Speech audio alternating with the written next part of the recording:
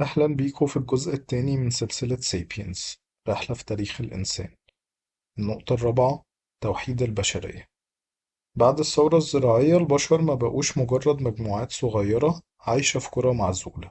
مع الوقت المجتمعات كبرت وتدخلت وبدأت تتعامل مع بعضها بشكل مستمر، وهنا حصل تحول مهم جدا في تاريخ الإنسان: بداية توحيد البشرية. هراري بيقول إن البشر رغم اختلاف لغتهم وثقافتهم ابتدوا يدخلوا في نظام عالمي مشترك ببطء ومن غير ما ياخدوا بالهم.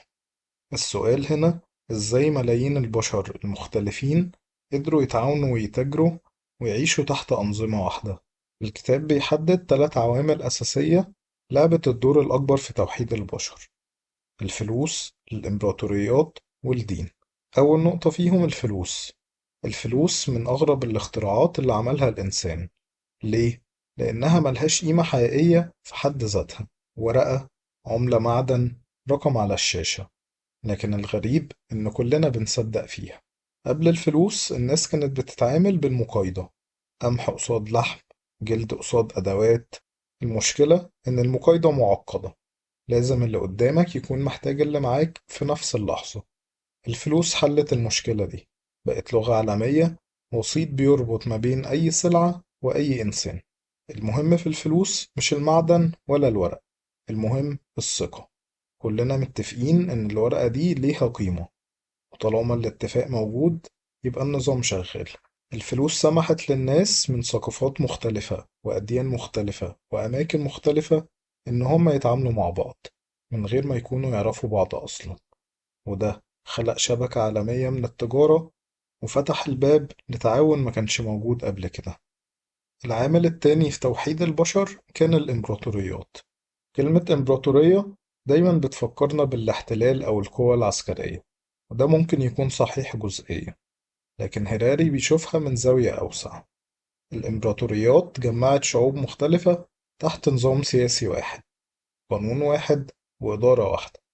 يعني بدل ما كل قبيلة تعيش بقانونها، بقى في نظام واحد. مثال واضح على كده: الإمبراطورية الرومانية.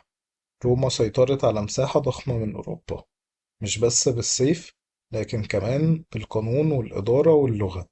الناس اللي كانت مختلفة تماما بقوا جزء من نظام واحد، وده خلق نوع من أنواع الوحدة حتى لو كانت وحدة مفروضة. الإمبراطوريات نشرت أفكار وقوانين وأنظمة إدارية، وساعدت على انتقال المعرفة ما بين الثقافات. تالت نقطة: الدين. الدين كان ليه عامل قوي جدا في توحيد البشر، يمكن يكون أقوى من السيف ومن الفلوس. الدين بيدي معنى، بيجاوب على أسئلة كتيرة: احنا جايين منين؟ عايشين ليه؟ ايه الصح وايه الغلط؟ لما ناس كتير بتؤمن بنفس الإله وبنفس القيم الأخلاقية، بيحصل ما بينهم رابط عميق. الدين خلق إطار أخلاقي مشترك، خلى الناس من ثقافات مختلفة يحسوا إن هم جزء من قصة واحدة، سواء كان إله واحد أو شريعة أو نظام أخلاقي.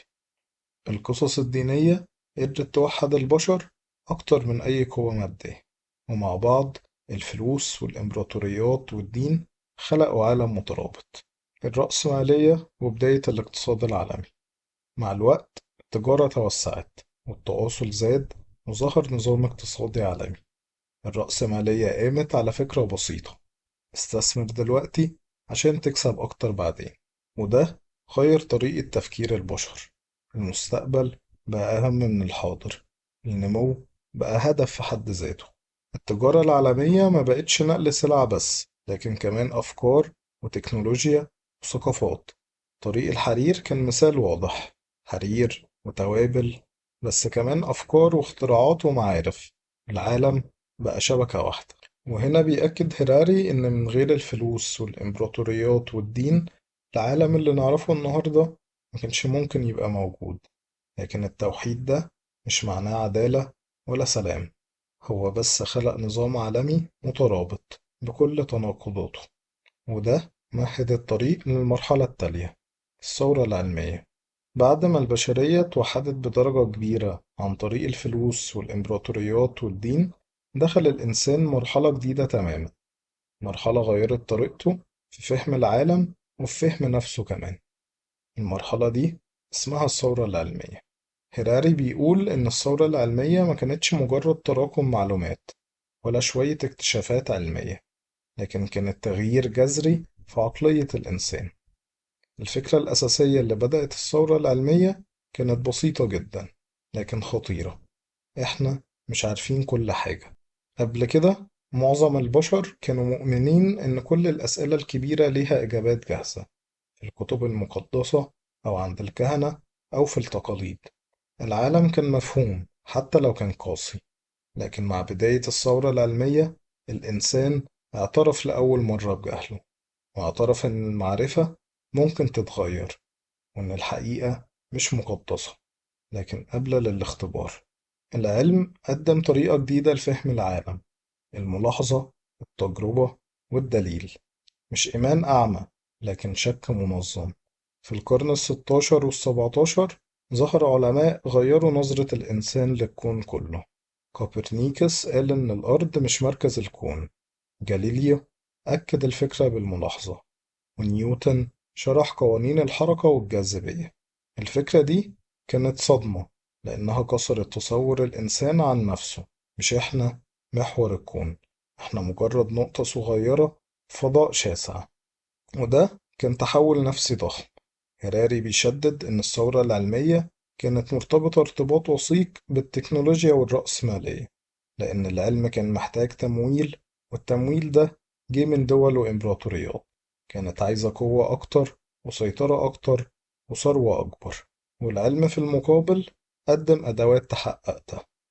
العلاقة ما بين العلم والتكنولوجيا والرأسمالية كانت علاقة تبادلية. العلم بيولد المعرفة، المعرفة بتولد التكنولوجيا، والتكنولوجيا تولد قوة اقتصادية، والقوة الاقتصادية تمول علم أكتر. والتسلسل ده ظهر بوضوح أكتر في الثورة الصناعية بعد كده. لكن قبلها العلم غير طريقة الإنسان في فهم الطبيعة. زمان الأمراض كانت تعتبر عقاب إلهي، الزلازل غضب سماوي، الأوبئة لعنة. العلم قال لأ، الأمراض ليها أسباب بيولوجية، الطبيعة ليها قوانين، وإحنا نقدر نفهمها ونتحكم فيها. وده إدى للإنسان إحساس جديد بالقوة، إحساس إنه مش ضحية للطبيعة، وممكن كمان يكون سيد ليها. واحد من أهم التحولات الفكرية كان نظرية داروين. داروين قال إن الإنسان مش مخلوق منفصل عن باقي الكائنات، لكن نتيجة لتطور طبيعي. الفكرة دي هزت الدين والأخلاق ونظرة الإنسان لنفسه، وفتحت الباب لتطورات ضخمة في علم الأحياء والطب والوراثة. هراري بيقول إن الثورة العلمية مش بس غيرت العلم، لكن السياسة والاقتصاد والحرب. الدول اللي استثمرت في العلم بقت أقوى، جيوش أحدث، أسلحة أذكى، وسيطرة أوسع. الاستكشافات الجغرافية ما كانتش بدافع الفضول بس، لكن بدافع الربح. العلم زائد الرأسمالية حولوا الاكتشاف لمشروع استثماري. ومع الوقت العلم بدأ يلعب دور الدين. زمان الدين كان بيدي إجابات عن المعنى والغاية والمستقبل. النهاردة العلم بقى يلعب نفس الدور. ناس بتثق فيه وتنتظر منه الخلاص. الفرق كان إن العلم بيوعد بالتقدم، مش بالخلاص الروحي لكن بتحسين الحياة. هراري بيطرح هنا سؤال مهم جدا: هل التقدم العلمي يساوي بالضرورة سعادة إنسانية، ولا إحنا بقينا أقوى بس مش أسعد؟ الثورة العلمية أدت لعالم حديث سريع معقد ومليان إنجازات، لكن كمان خلقت قلق وضغط واغتراب. لحد هنا شفنا إزاي البشر اتوحدوا بقوة القصص، الفلوس، الإمبراطوريات، والدين، وإزاي مع الثورة العلمية الإنسان بقى أقوى لكن مش بالضرورة أسعد. لو الفيديو ده خلاك تفكر اكتب رأيك في الكومنتس، اعمل لايك واشترك في القناة عشان نكمل الرحلة سوا. الجزء الجاي هنكمل كلام عن الرأسمالية ووهم السعادة.